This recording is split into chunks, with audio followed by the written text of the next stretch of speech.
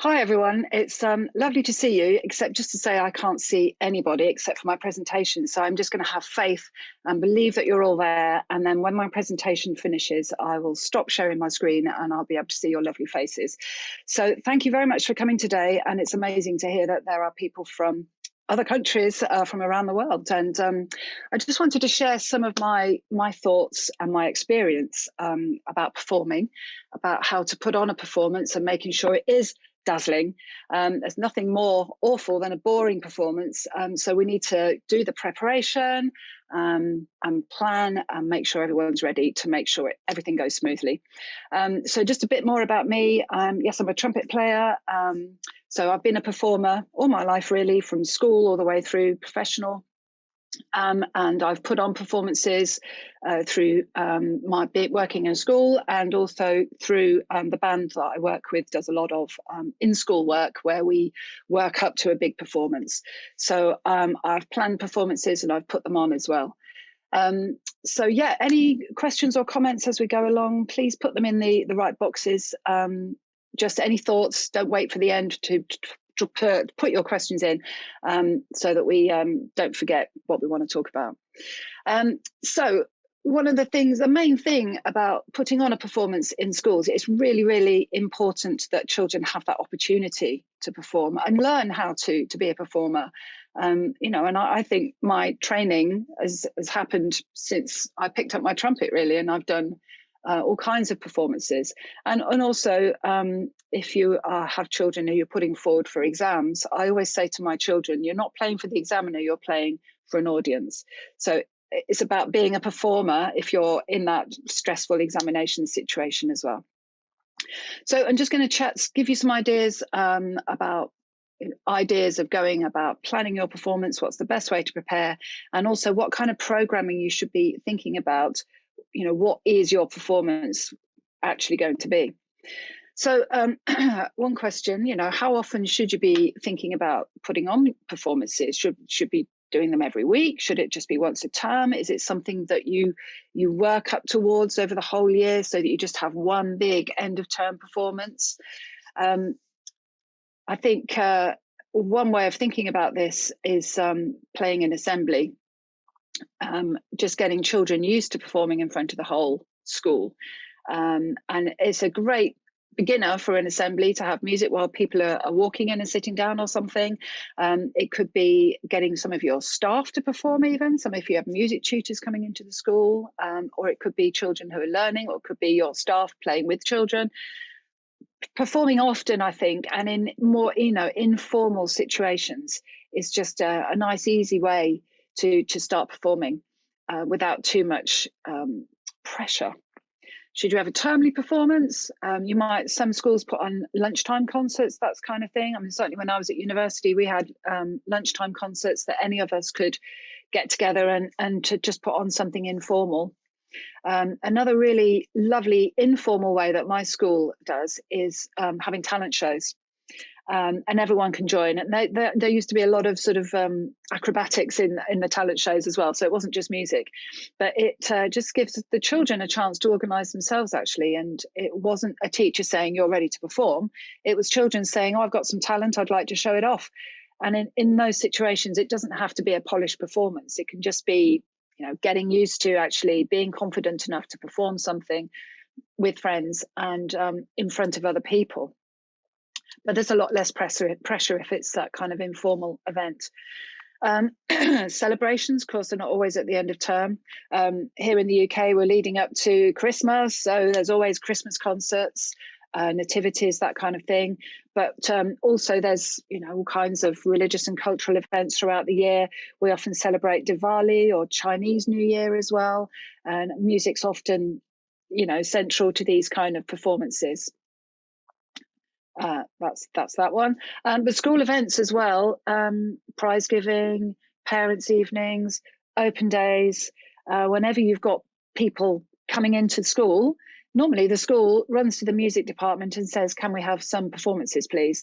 And it's lovely to go into a school and be greeted by music, by your choir singing or your band playing. But Uh, be visible in school. That's always my first and most important piece of advice, I think, really. If your children and your performers are visible in school, you make yourself important to the school.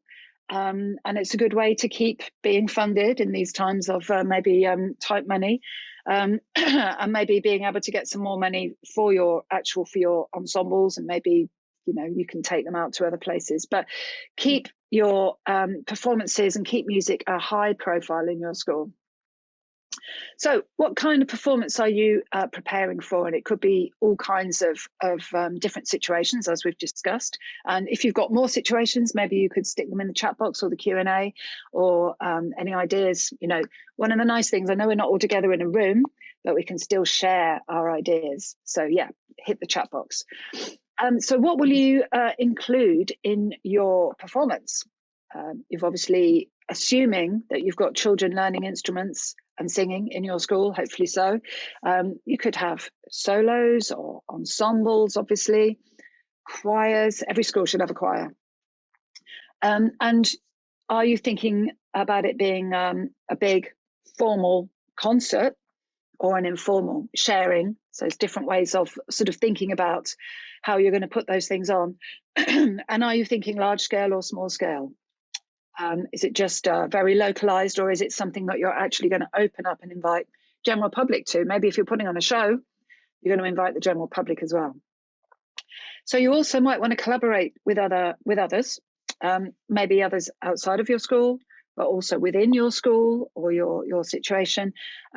You might want to collaborate with other departments within the school, maybe the art department or obviously the drama department. If it's a big show and it's drama and music, then you're going to be collaborating anyway. You've also, of course, got hopefully visiting music tutors who are professional musicians. You can collaborate with them. They may have ensembles that they can bring into school. Actually, my band has been to play inside my school and other schools. So that's the other point really about partnering with professionals. So maybe through your music tutors or outside professionals. And with my band, as I said, I've often visited schools as an outside professional organisation. And that can be a real boost for a school to actually have professionals coming in. And it can really be an exciting occasion for children to see, real life musicians and think, I want to be like them. I mean, that's what happened to me when I was at school. I saw musicians. I want to be like them. And I am. I'm a performing musician, luckily. So ideas for where you will do your performance. It could just be in the school hall. That's what it's there for. It's a place where everyone can get together. Can you fit everybody in, though? That became an issue in our school. The school actually got bigger when you start to get parents in.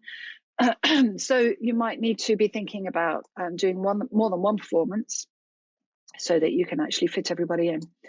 And the kind of venue that you choose for your performance can really define what kind of performance is.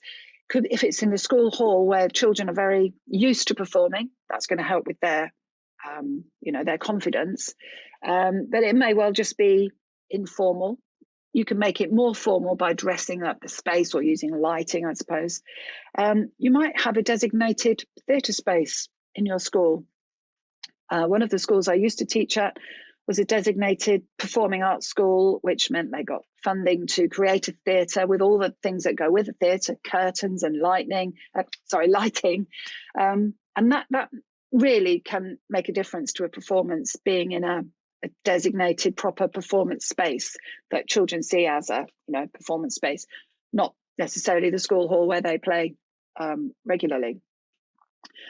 You could go out to an external venue, and it's always with great excitement when I have taken my school band to play in another place. Very exciting, and can really be a defining moment for them. And I remember doing end of year reports with some of my trumpet pupils at school and sort of saying, what have you enjoyed about playing this year? What would you like to do more of next year? And the girl said to me, I want to go and play at Blackheath Halls again, which is not your school hall. It's a big space. It's got lighting. It's got a big stage, taller than us. It really does make a difference if you can go to an external venue, and it could be a prestigious venue as well. And that's something children should have the opportunity, if it's manageable and maybe you have events that you can take your performers to. Could be outdoors, particularly in these COVID times, and outdoor performance could be just the thing. Actually, you can get more people maybe into the playground. It could be like a festival atmosphere. Everyone loves a festival in the summer. It's a bit harder for us in the chilly December days that we have here in the UK at the moment. Although I'm performing outdoors quite a lot at the moment with my gloves on, so for Christmas lights and winter festival, that kind of thing. So outdoors is a good option, and it does bring along its own considerations, maybe with what the acoustics are like, how you're going to stage it, whether you've got a sound system and getting electricity for that. But I've done a lot of outdoor performing in my life, and it does give it a different touch, I think. Part 2 on where you will perform. Just coming back to this, thinking about playing outside of school if you can. It really does add a new layer to the experience, and I can feel more real and more authentic as a performance. Could be that you're performing in the community. So, I mean, turning on the Christmas lights has been a big thing at the moment. So I've done 2 performances in the last few weeks where I've been there as a professional to provide the Christmas Jingle Bells tunes and Winter Wonderland. But there's also been loads and loads of school children involved processing with lanterns, because this is really essentially a winter festival. So there's a typical community event, and if you can get your school choir or your school band down to an event like that, or a summer event, that's a brilliant opportunity. Train stations. I've performed in several train stations in my time. I was just thinking about this before the presentation. So 2 spring to mind: Waterloo Station in London, and Rome. I've forgotten what it's called, but the big station in Rome. Crazy places to perform, because actually, on one hand, people are obviously enjoying it, but they're walking past you because they're going to get a train. So it's actually a great non-pressurized situation to take your school band or choir to. And you can often raise money as well, because people are quite happy to donate if it's for a good cause. So you've got a passing audience. So you're not actually having, if you've got children who are just starting to perform, or maybe then they don't sound brilliant, but you'd love to take them out and give them some performing experience. A train station or shopping centres, good situations, because people don't tend to stop because they're actually busy, particularly in a train station. They're going to get their train, but still they'll smile as they go past, and children can see that they're being appreciated. Also, you do have to learn in those situations that just because people don't stop, it doesn't mean they don't like it. It's just because probably they're busy. Another option, particularly this time of year in the UK, we tend to take our choirs and bands to hospitals, care homes, old people's homes, that kind of thing, where people can't actually go out to see a performance. And they do love to see children going in to perform for them. And all these performance opportunities will stay with the children and with the audiences as well, I hope. But, I can still remember performances that I did at school in lots and lots of different situations. I've been playing at school events or community events. I used to play in the sort of local carnival when I was a teenager, and now I get paid to play in the local carnival by different places. So it's good training. It really is good training for life. You learn a lot about doing a performance.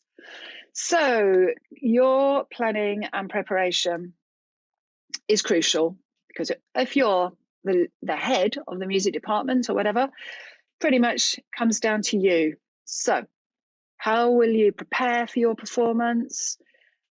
When will you start planning? So, I would say as early as possible.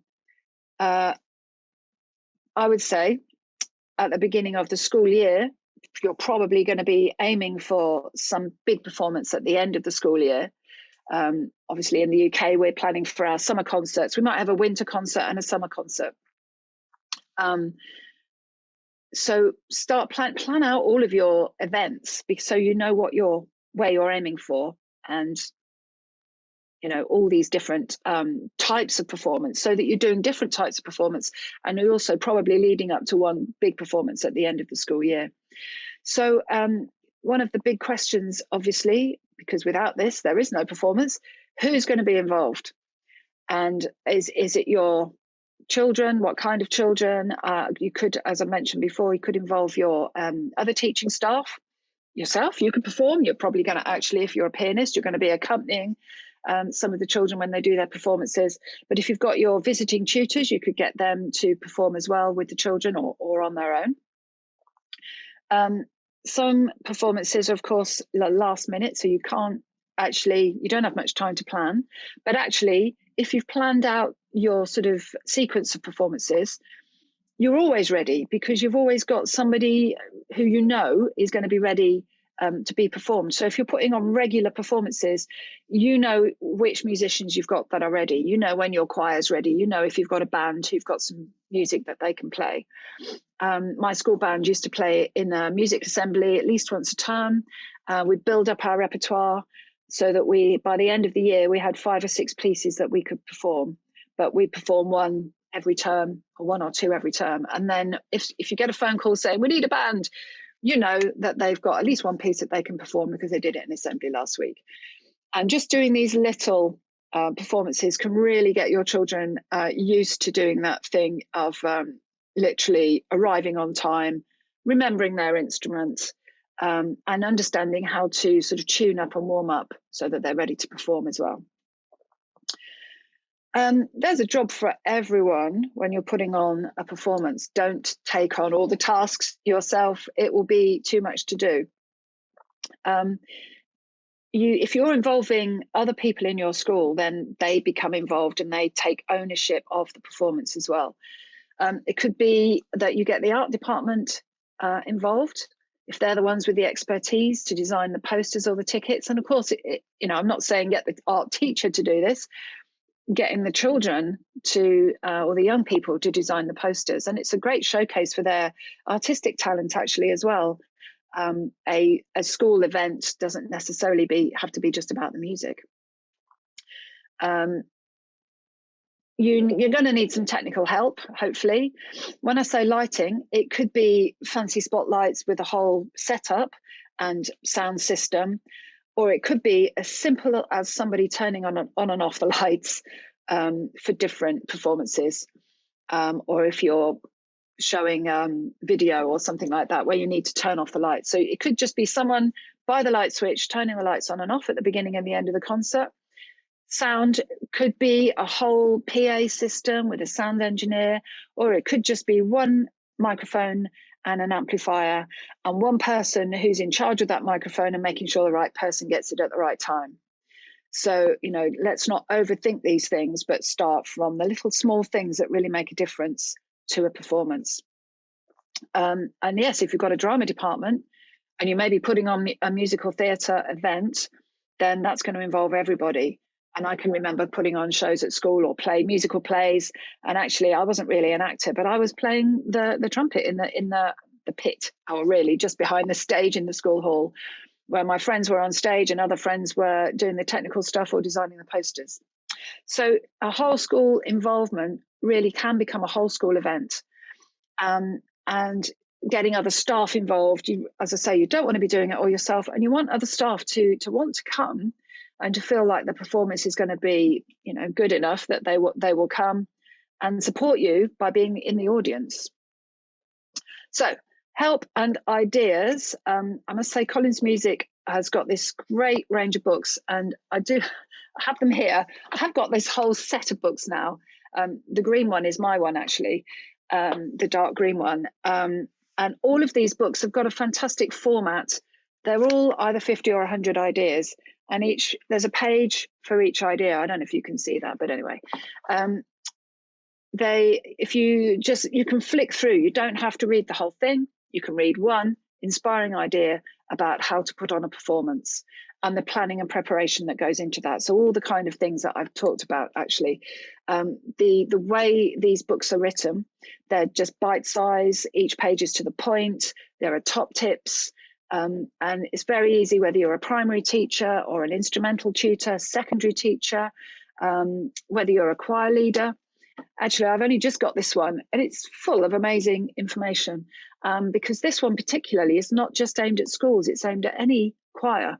So it was quite interesting flicking through this, the kind of things that I wouldn't have even thought of actually in a school situation, but of course, they are very useful ideas. So some of the ideas in this one particularly are things like, oops, if I go on to the next one, practical considerations. It's all very well saying, yeah, we're going to put on a performance and so is going to play this and we're going to do that. This is, well, I was going to say it's the boring stuff. It's not for me to want to be organising. I'm more on the artistic side, but you need someone, and maybe it has to be you, to make sure that all these things happen. You need to book the performance space and get into that school diary or phone a venue very, very early on and make sure that there's a space and time available for your performance. Get it booked in, get it in the diary so that nobody else can nick that timing. And at my school, we have a list that goes out at the beginning of the school year of all the major events. And the school performances are on that list. So they are set, you know, right at the beginning of the year when it's going to be and where it's going to be. If you are looking at external spaces, then obviously you might need to really think about booking, maybe booking every year. They're just the same week every year or something, so you know you can get it. Amplification, I've mentioned that before. Depends what you've set up you've got at school. If you're going out into a professional space, then that is something that children might not be used to performing with. And I remember the first time I sang into a microphone and heard my voice coming out over there somewhere, or, you know, speaking when I'm announcing. So you need to be able to hear your own voice, and you need to learn how to do that as well. So amplification, health and safety, you can't do anything without considering these things, particularly at the moment, how you're going to travel safely, transport, yes, and backstage supervision. There's nothing worse than having your school band or choir giggling around the back or in the classroom around the corner, and that sound coming through to the performance space. Been there, done that. Probably been the naughty, loud child in the warm-up room. You don't want your trumpet players warming up in a space where you can hear that in the performance space. So backstage supervision, getting other people involved, pastoral care, staff that can simply help with that stuff and leave you to organise the artistic stuff. Brilliant. Scheduling rehearsals, that should have put that next to booking a performance space, really. The Inspire Your Choir suggests having a master planning calendar, which that's what this is really, booking your performance and scheduling your rehearsals. There's nothing worse than not having enough rehearsals. And if you've really thought about how many you need and spreading them out and, you know, what you're going to do in each rehearsal, it's going to save a lot of angst and sleepless nights when you get closer to the performance, so that you really, really feel you're ready. And of course, when you are ready, publicity, and that's, you know, like I say, get your art department or your children to design posters, even if it's just, well, not even if, it's very important. If you're doing a performance in your school, put up posters in the school so everyone knows. For instance, in the UK, year 6 do a big performance in the summer or the end of our school year, and year 2 do a performance this kind of year around the winter festivals, and everyone knows that in the school because there's posters up. Okay, just thinking about artistic considerations. I think I've just jumped a slide. Sorry. Yes. Okay. No, that's it. Oh, here we are. Yes. Make sure your musicians are ready. So you've planned out you've got your space booked, you've got your rehearsals booked, and you've got a list maybe of who can be in your performance.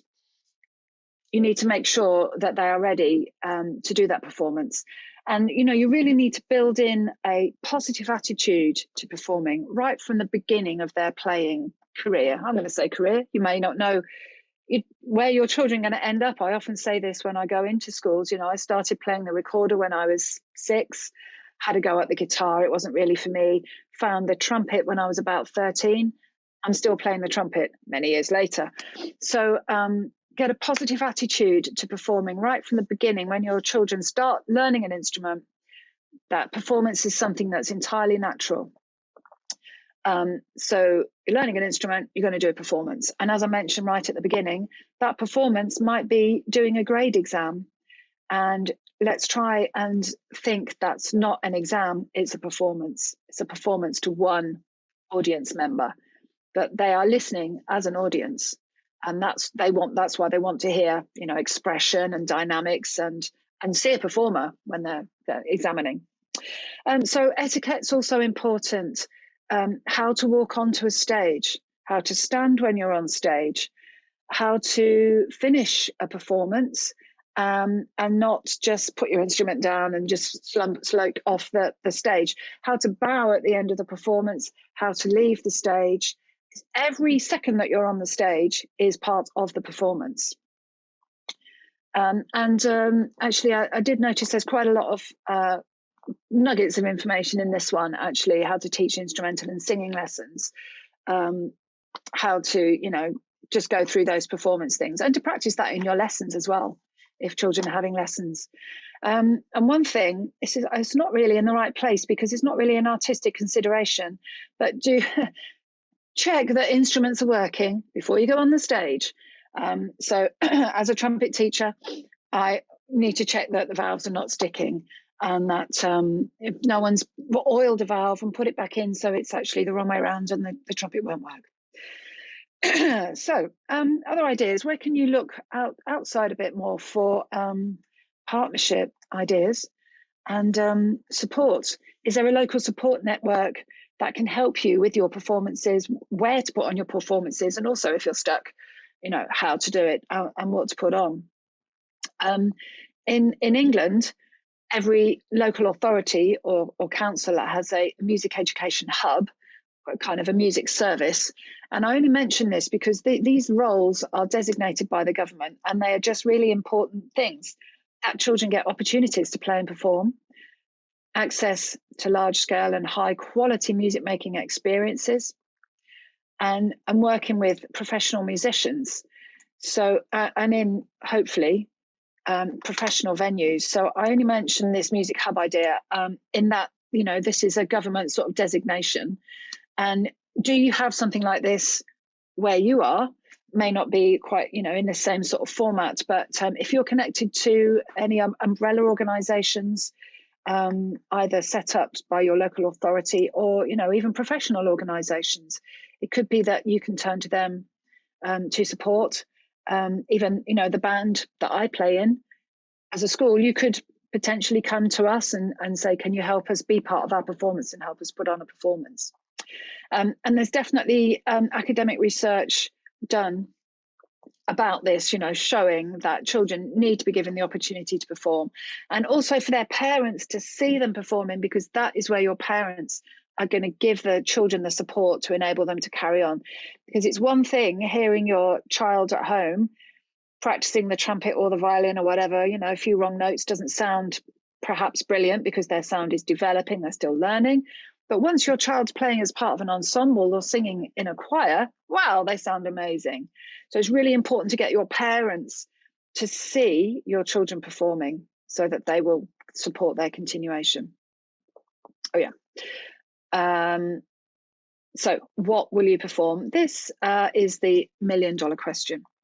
And it may well be down to you if you're the head of music or performing arts. Maybe just up to you to decide exactly what the program is. But do talk to, if you're lucky enough to have colleagues in your music department, or visiting tutors, or talk to other schools. Maybe again coming back to partnerships. Maybe you're partnered with another school. We have the academy system here in the UK where schools are part of an academy, so they're partnered with secondaries and other primaries. And it may be that if you're in a primary school, a secondary school nearby can help you with a performance space or with ideas. And the kind of your program order is also important, so that you can you're working on what your program is, what order you're going to put things in, and how you're leading up to the end of your your performance so that it makes sense. Are you going to have an interval? Are you going to do refreshments in the interval? All that kind of thing. Here's a question.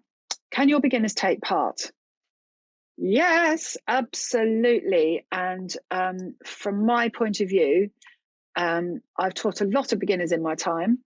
And you know, you've got to get them beyond that beginner stage. And one of the ways to do that is to get them involved, to get them playing with other people, so that they can see older children performing, see their teachers performing, see professionals performing. And they actually, you know, even my whole class. So as I mentioned, the Green Book is mine.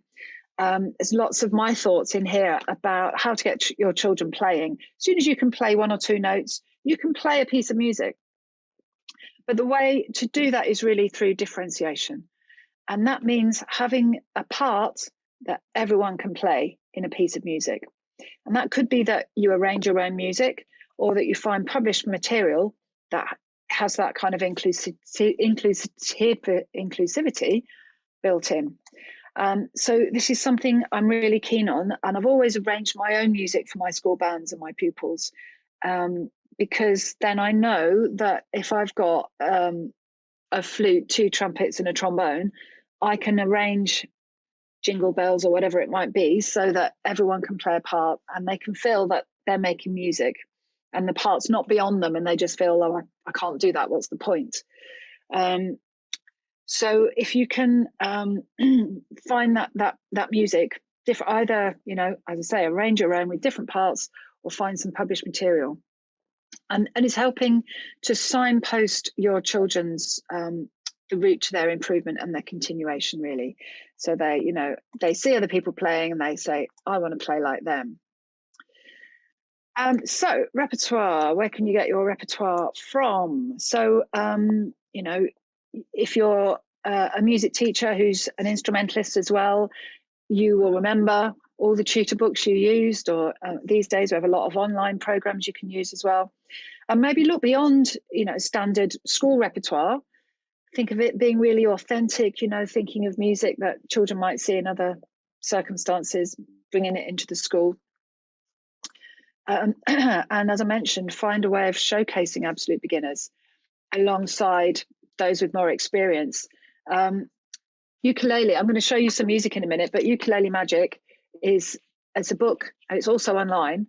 And for that, you've got music where you can have beginners playing, you know, open strings, or moving on to one or two notes or one or two chords, and playing with backing tracks is a really great way of supporting beginners. And I have written and published a lot of music for my trumpet pupils, with one note, two notes, three notes, four notes, with backing tracks that make their parts sound really great. And that, you know, the children are learning when to play, when not to play, remember, and often learning that sort of stuff by ear as well, because they're not necessarily reading music, and the music is simple enough to remember by ear. But it sounds great because the backing track's doing the work in a way, but the children can still learn how to be a performer and play a few notes, but sound really, really great. So for your performance, you really want to get a balance of your program of different types of ensemble, different genres. You might have an orchestra, you might have a jazz band, you might have a choir, you might have a pop group, you might have traditional or folk music. So different styles of music to make your concert varied. Pieces that will engage the audience. No one wants to be sitting through something that's boring, you know. So you need to really think about songs, a mixture of music that people, your children as well, and the audience, a mixture between repertoire that people know and repertoire that is new as well. Because if we just play what we know, we'll never learn anything new. So do get, yes, obviously pieces that players are confident with. You don't want people performing and if they're not ready.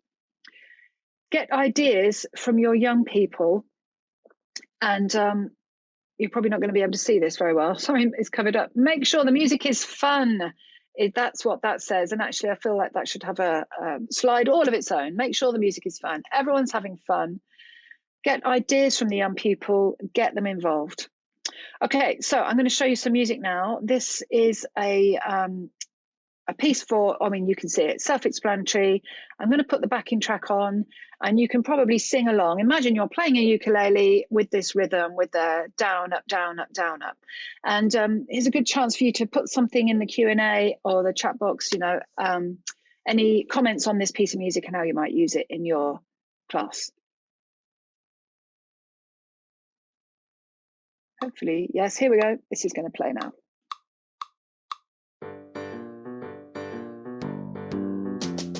Got myself a ticket, gonna take a ride through the Rocky Mountains to the other side.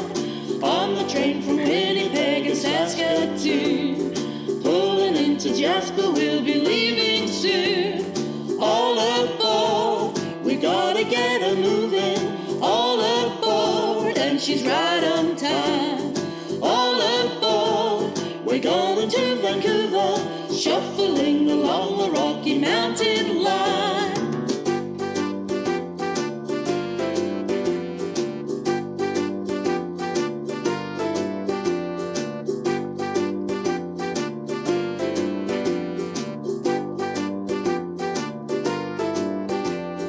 All aboard, we gotta get her moving. All aboard, and she's right on time. All aboard, we're going to Vancouver, shuffling along the Rocky Mountain line. Yay! Some really great words in there as well for your children to get their words around Winnipeg and Saskatoon. So that's it's an online Music Express or Ukulele Magic like this. So the other ideas that you get with that program is some extended learning activities. So you could make up your own train song or listen to this piece of classical music by Villa Lobos, A Little Train, which I didn't know actually, and it sounds exactly like a train. So, you know, listening to this, and then you could also extend this music, couldn't you? You could get your choir singing along, you could get some children playing percussion, you could get children using classroom instruments, xylophones, you could get your, I don't know, maybe your trumpets involved. So okay, I'm going to skip through this a little bit because I think I've talked about this, but actually this comes to the crux of the matter. Yes, if you're going to make sure you've got children that are ready, really depends on what they're learning. And you can't rely on just them, you know, learning through their instrumental tutors. It comes down to your music curriculum as well, and your sequence of you know, your curriculum learning. So they need to build their skills in playing instruments, singing, and performing. So, you know, how we get there comes down to your curriculum. I'm just going to share this. This is another backing track from Music Express. And this is a way of just developing your oral learning and your ear. So it's about singing along. You hear a phrase and you sing it back. So let's all sing it back together. I love this track. Sitar.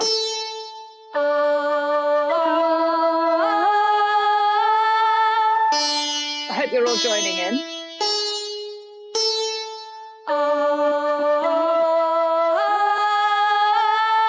One, two, three, four. 1, 2, 3, 4. Taj Mahal. Taj Mahal. Taj Mahal. Taj Mahal. Dancing. Dancing. Dancing. Dancing. Taj Mahal. Taj Mahal. Taj Mahal. Taj Mahal. Dancing. Dancing. Dancing.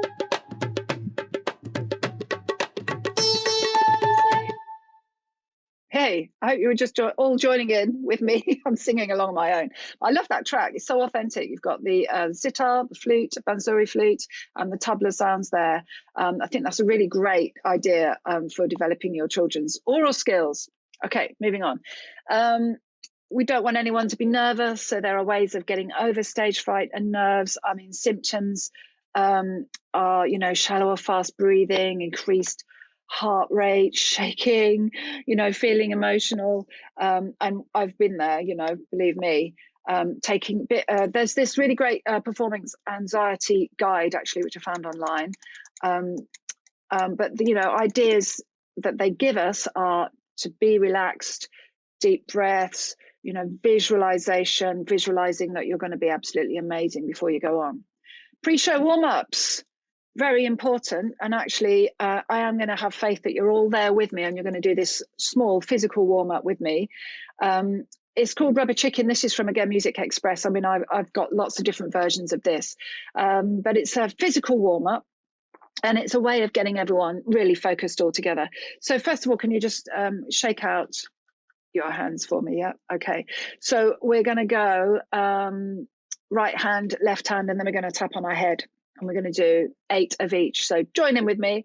1, 2, 3, 4, 5, 6, 7, 8. 1, 2, 3, 4, 5, 6, 7, 8. 1, 2, 3, 4, 5, 6, 7, 8. 1, 2, 3, 4. 1, 2, 3, 4. 1, 2, 3, 4. 1, 2, 1, 2, 1, 2, 1, 1, 1. Rubber chicken. Feel a bit of an idiot doing that on my own, but I'm sure you are all joining in. I normally do it 8 on the head, shoulders, knees and toes. No point trying to do that while we're sitting down. Shaking arms and feet out is great. Obviously with young children, you can get them to think about the maths, it's halving, and doing something all at the end, or maybe a clap all at the end to show that you're all together, is a really good way of really, you know, feeling that you're together before you go on. So mental and physical warm-ups, especially before you go on stage with an instrument, really important to be warmed up and ready. Getting the best out of an ensemble. This really comes into your rehearsals well before the performance, and your practice regime, really, for, you know, rehearsals for an ensemble. And if you're doing it well, you're going to be building teamwork within the group and their collaboration. So children are used to working together. Really nice thing to do is to let children take a lead, actually, in a performance or in an ensemble. So, for instance, the school band that I used to run, I might get one of the children to count in one of the pieces, or the drummer to do the count, just like a professional drummer would. Click, click. 1, 2, 3, 4, and then we're off. So getting children to take a lead is really important. And, you know, if you're building up your children's musical skills through the curriculum and through their practices in their ensembles or choirs, then, you know, they're going to be ready for a performance. Ask children for feedback as well on how it sounds. If you're always saying, oh, that sounds amazing, well done, you're brilliant. If you're always saying that, but they're actually not brilliant, that's not helping anybody. So appropriate praise, I think, is really important. So you might, you know, your choir sounds great, but can we all stand up straight? Can we smile? It's going to sound better. Can we move while we're performing? Can we all finish together? How could we start it in so it sounds better? Ask the children how they think it sounds. It's important for children to develop their own critical thinking, and so that they can give feedback on how they sound or on how others sound. You know, constructive feedback. We don't want anyone to say that was rubbish. If it was rubbish, we need to work out how to say, well, I think we could make it better by doing this. The English National Curriculum for Key Stage 2, upper primary, says that children should perform, listen to, review and evaluate music. So if children understand what good music making sounds like, then they can also make suggestions on how to improve it. Then again, they're taking ownership of the music. So I mentioned partnering with professionals and playing in prestigious venues if you can, with real musicians. As I said, with my performing group, we've often been in fact, we're working on a really big project at the moment, which is going to end up performing in prestigious venues with children from lots of different areas. And It's going to be great. I'm really looking forward to it. So this is my band, the Bollywood Brass Band, and that's me on the. Well, to me, it's on my left with wearing the red jacket and holding my trumpet in the air. So Bollywood Brass Band play Indian film songs. I'm going to show you a short video of a project that we did. And this has got some interviews rather with some children. And it's just very quickly me presenting the thing. And then they can play it with the Bollywood Brass Band and really feel like they're achieving something.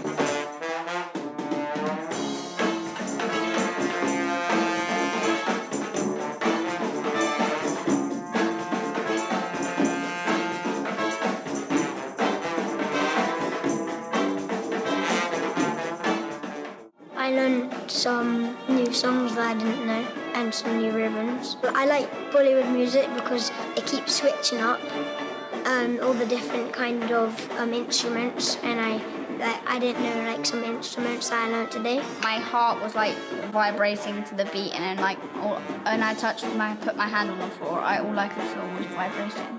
It was like the first time I heard a band playing live. It inspired me to play music a lot.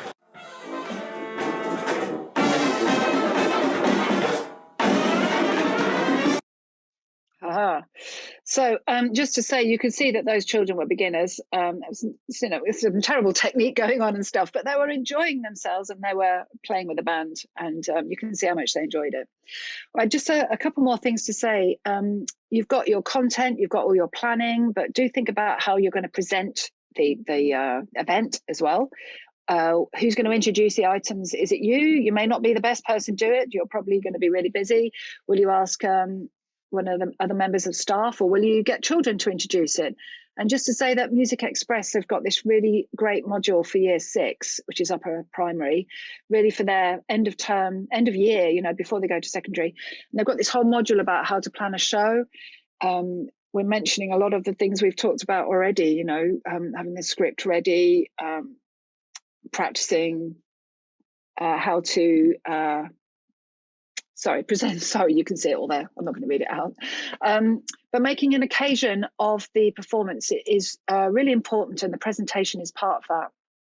So do make it an occasion. Make sure parents come along, head teacher, so that music and performing arts is visible. Get other staff to come. Do you have VIPs you could invite?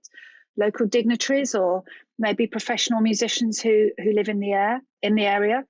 And remember that, this is a lesson for life for your children, taking part in a well-planned and presented performance. Don't forget the finale. Make sure you finish your concert with a bang. You might want to have a big group piece for the final piece. You might want to get your audience involved. One performance we did one summer, we were doing Happy by Pharrell Williams, such a massive hit at that point. The choir learnt the song, my school band was playing the backing, the music tutors came and joined in as well, and because it was a well-known song, the audience could sing along. So that was a really great finale piece, a nice informal fun end, and the audience were involved as well.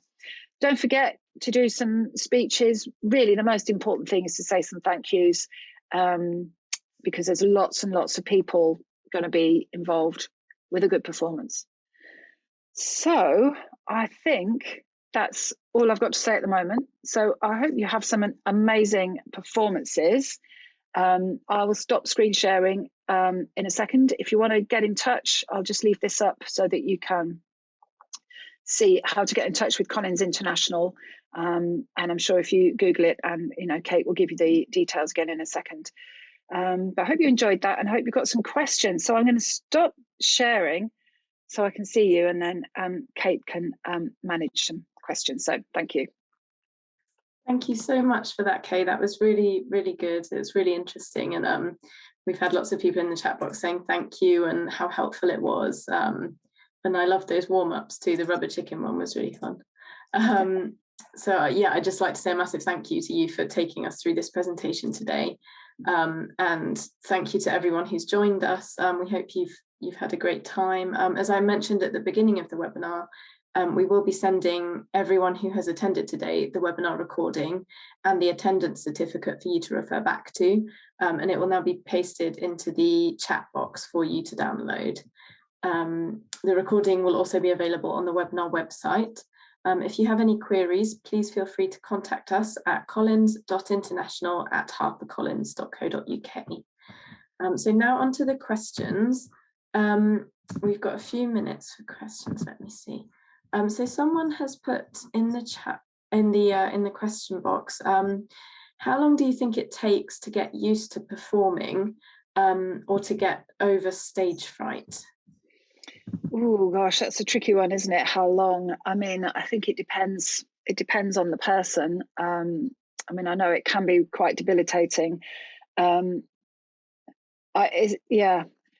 think there's quite a lot of literature out there, and I think just even those few points that I put up there, you know, trying to calm yourself down. Partly it's a physical thing, and I know as a trumpet player that if you're shaking and your mouth goes dry, you can't play the trumpet. It's horrible. You know, if you're trying to sing and your voice is quavery. One of the things that my trumpet teacher when I was at university always said, you've got to be 110% in your practice, so that if you're a bit nervous, you can still be 99, 100%. So it's for me, not being nervous comes from being prepared and feeling that I know I can do it. If there's a little bit I'm worried about, then it can affect the whole performance. So I don't know how long it would take, but I think, you know, there's lots of advice you can get online. And I think visualizing that good performance and visualizing yourself in the space so that it's not a shock and a surprise when you get there, and just regular practice, standing at the back of an ensemble and playing, you know, when you're a beginner, so you gradually build your confidence and get used to it. Thank you. I suppose you get more and more used to it the more that you perform as well. Absolutely, yeah. So we've got another one. Can you give us some advice on how to arrange your own music for ensembles with differentiated parts? Yeah, that's something that, as I said, that I've done a lot actually. And that's mostly what I do with my school band, rather than just buying off the cuff music, because then it never really fits the ensemble you've got.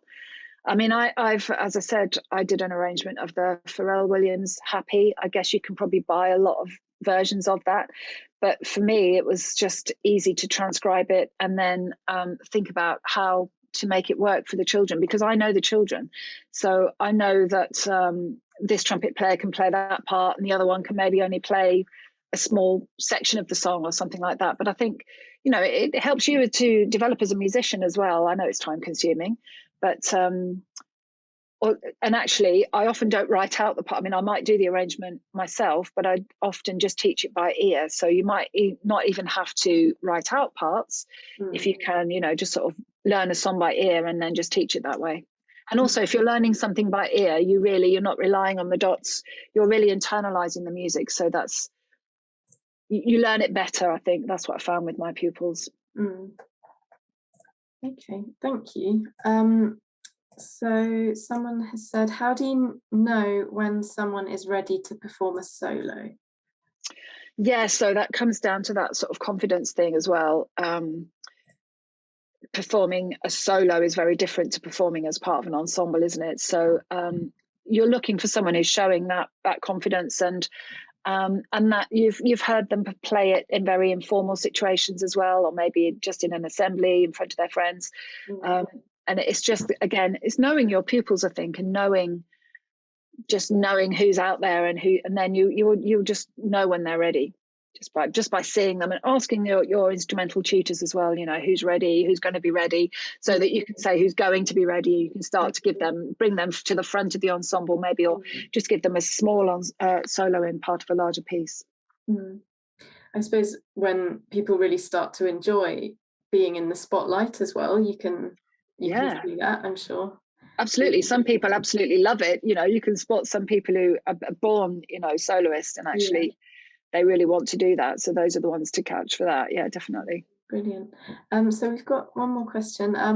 How would you recommend building leadership for young musicians within larger groups?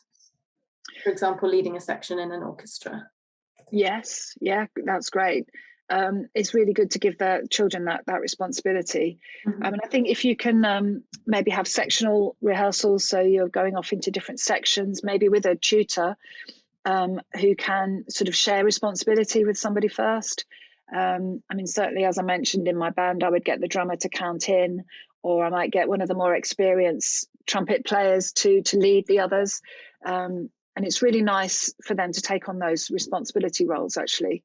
And I think, and you can just like give them the role. You're in charge. Sometimes I say, because if I've got a lot to remember, you're in charge of making sure we do the chorus right at that point, or you make sure all the violins doing, the right bowing or whatever, and they're following you. You are being a leader.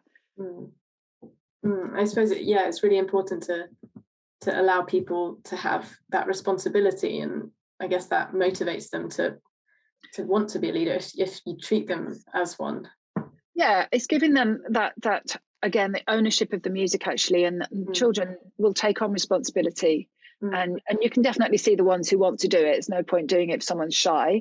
But on the other hand, don't just let the loud people get all the leadership roles. Try and give other people the chance to have a go and see if it does suit them in a quieter way as well.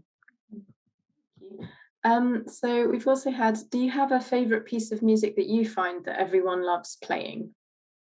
Or perhaps a favourite genre? Well, I must say there's a lot of Christmas music around in the UK at the moment. And it's funny, the older you get, you think, oh God, I really can't stand that particular song again. But on the other hand, I have really enjoyed playing some old favourites. So, and you can't get away from Jingle Bells. It's not a religious song; it's a winter song, really. So it's a nice one to do in any sort of context, and it's a sort of a nice, easy one to teach because you can do it with 5 notes. So you can, in the UK, if we start in September, like typically with a trumpet pupil beginner, hopefully you can get them to Jingle Bells by Christmas, and that's a nice sort of place to get to. Yes, definitely. It's so much fun playing Christmas music and having it around all the time. But because everyone knows the songs, and it's important for children to learn traditional music from wherever you are and whatever the traditional music is as well. Yeah, absolutely. Thank you so much. I think that's about all we've got time for today. So thank you so much again, Kay, for a great presentation. You're welcome. And thank you everyone for joining us. And we hope you enjoyed it. Thank you, everyone. Bye-bye. Thank you. Bye-bye.